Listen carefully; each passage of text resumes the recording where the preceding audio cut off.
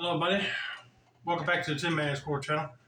I'm your host, Jeffrey Tin Man Taylor. Today, I'm reacting to my second Creepy Diaries video, and this was titled The Office After Dark Horror Story. So, without further ado, I'm going to turn these lights off again, move the camera up here for you guys, and let's get this reaction on the road in the bag, shall we? Okie dokie, here we go.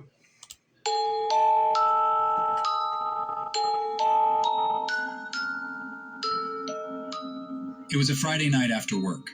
I had to stay late to complete my task before my long-awaited leave starting on Monday. For sure. As I sat alone in the dimly lit office, the click-clack of my keyboard keys echoed through the empty corridors. Everyone else had left to kickstart their weekend, leaving me in solitude amidst the eerie silence.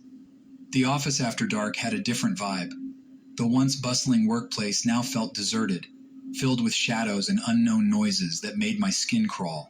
Oh, I bet it would be totally quiet and you might hear some strange buzzing sounds. And you never know if somebody's computer monitor might not be turned all the way off or refrigerator making noise like filling up ice. You just don't know. But it would be creepy just to be in an office building and it's dark on the inside with no light in it at all. The harsh fluorescent lights overhead flickered sporadically, casting long, menacing shadows on the walls. I tried to focus on my work, but the unsettling atmosphere of the empty office made it difficult to concentrate. With each passing minute, the office seemed to come alive in the most sinister way. Creaks and groans echoed through the halls, as if the building itself was breathing. I could hear faint whispers that seemed to come from nowhere, sending shivers down my spine. I told myself it was just my tired mind playing tricks on me, but deep down, I knew there was something sinister lurking in the darkness. As the clock struck midnight, I decided to take a break and stretch my legs. I wandered down the empty corridors, the only sound being the soft hum of the air conditioning. The office was a maze of cubicles and meeting rooms, each one more silent and foreboding than the last. I could feel eyes watching me from the shadows, and a sense of unease settled in the pit of my stomach. I made my way to the break room, hoping a cup of coffee would help calm my nerves. You would think a cup of coffee or some other caffeinated drink would help, but sometimes it don't. It makes you more jittery. And if you took a muscle relaxing pill, it'll probably make you go to sleep. But if the coffee helps, go ahead and take some. Because I'd be creeped out too if there was like eyes peeking at me around the corner and you don't see nobody. As I poured myself a steaming mug, I noticed a figure standing in the corner of the room. My heart skipped a beat as I turned to face it, but there was nothing there. I shook my head, chiding myself for letting my imagination run wild. Just as I was about to leave the break room, I heard a faint giggle behind me. I spun around, my heart racing in my chest, but there was no one there. The laughter seemed to echo through the empty office, growing louder and more sinister with each passing moment. I knew I had to get out of there, but every step I took seemed to lead me further into the heart of the darkness. I followed the sound of the laughter, my footsteps echoing in the empty halls. The office seemed to twist and morph around me, becoming a labyrinth of shadows and secrets. I could feel a presence behind me, following me with each step I took. I tried to run, but my legs felt like lead, and the darkness seemed to swallow me whole. As I turned a corner, I found myself in a part of the office I had never seen before. The walls were covered in strange symbols and drawings that seemed to writhe and move in the dim light.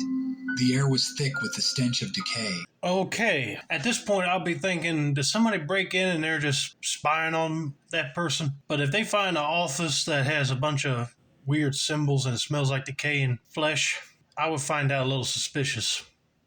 Like one of the office workers into like satanic cult stuff or what? And a cold chill filled the room, making my breath visible in the darkness.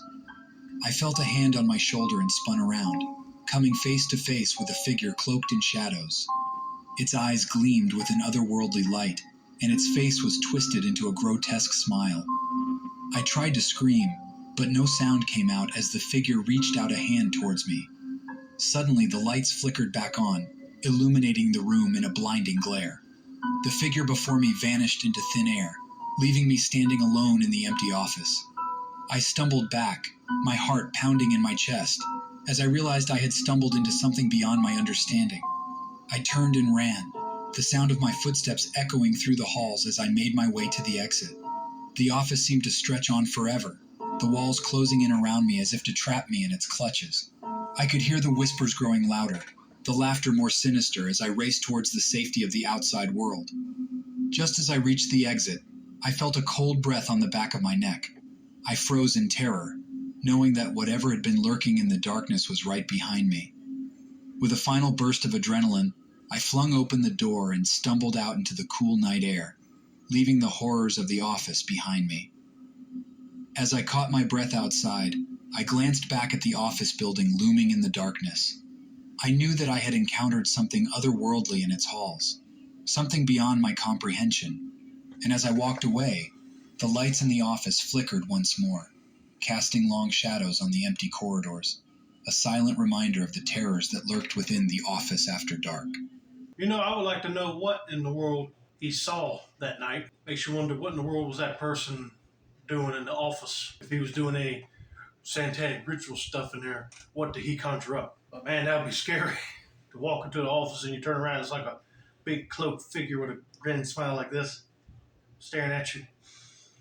Oh man, my blood would turn cold right then. But then when the lights come on and he's gone, I'll do the same thing, run. Because I don't want to stay and see that thing come back and chase after me. I'm just glad that this person was able to get out. But anyway, I hope you guys enjoyed this video. Don't forget to like, subscribe, turn on post notifications for more creepy diaries content like this.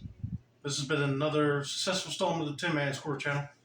I'm your host, Jeffrey Tin Man Taylor, and I said that's a wrap, and have this day, y'all.